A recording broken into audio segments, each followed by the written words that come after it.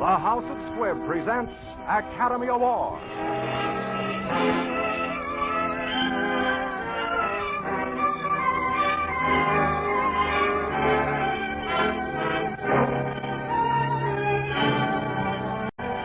Every week, Squibb brings you Hollywood's finest. The great picture plays, the great actors and actresses, techniques and skills chosen from the honor roll of those who have won or been nominated for the famous Golden Oscar of the Academy of Motion Picture Arts and Science.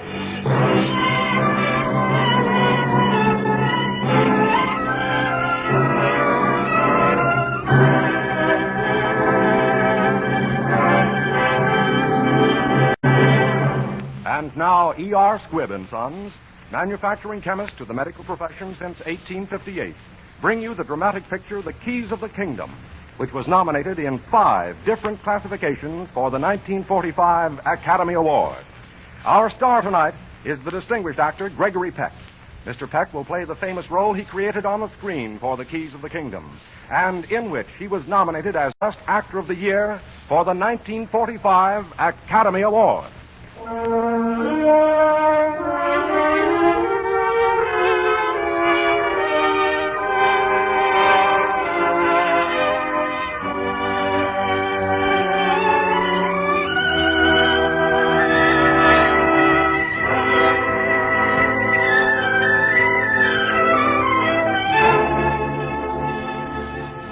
This is the story of a man who served God in the way in which God wishes to be served, with humility.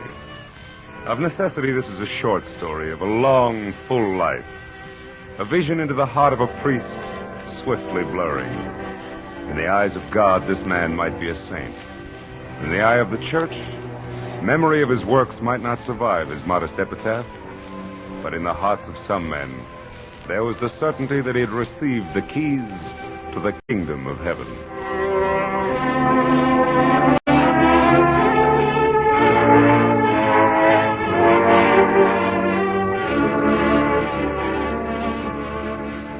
On September evening in 1938, old Father Francis Chisholm welcomed a guest to the parish house of his little church near Tweedside in Scotland.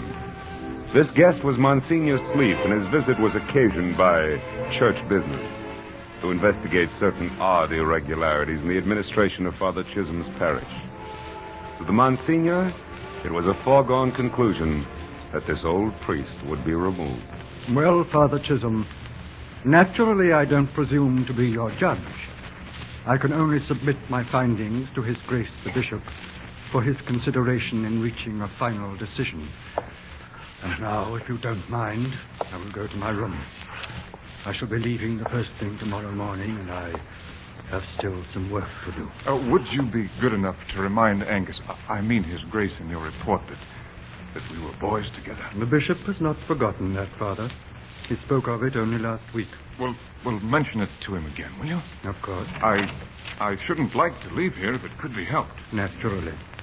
Good night, Father. This is my native parish, you know. Good night.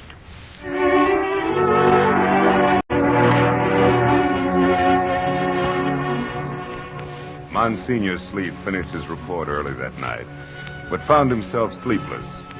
Near his bed was a shelf of books and magazines. To relax, he sought to read, and idly, his hand found a worn leather notebook, a journal of the years of Father Chisholm. Sleep forgotten, he read on through the night.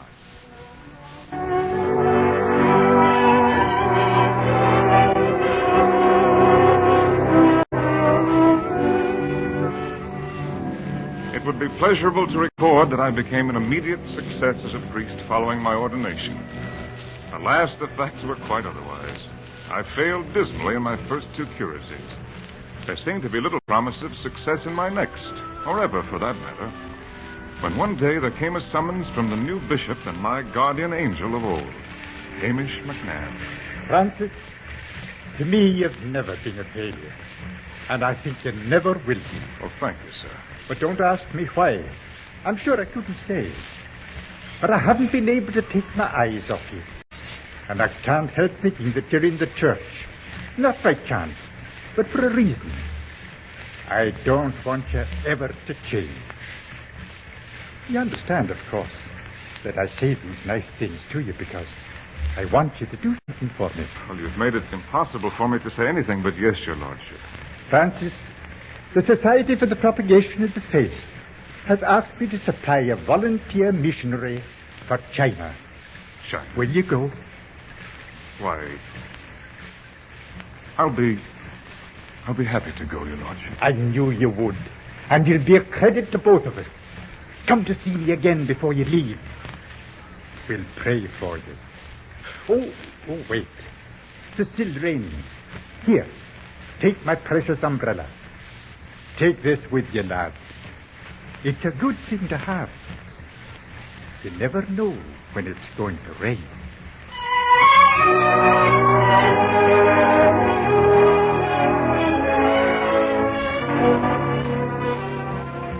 Knowing the greatness and glory of China today, it's difficult as I think back to picture what awaited me upon my arrival.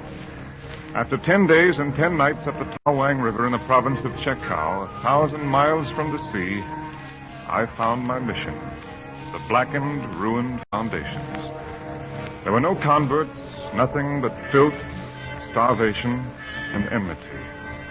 But in time, word of my presence spread, and from the hills came a few of the old converts to help me.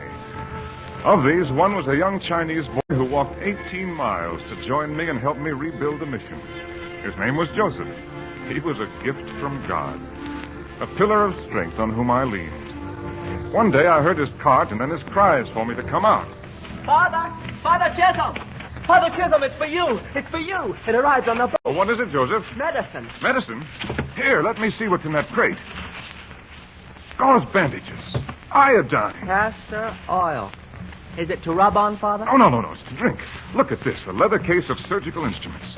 Joseph, put that down. Don't drink that castor oil. Not bad.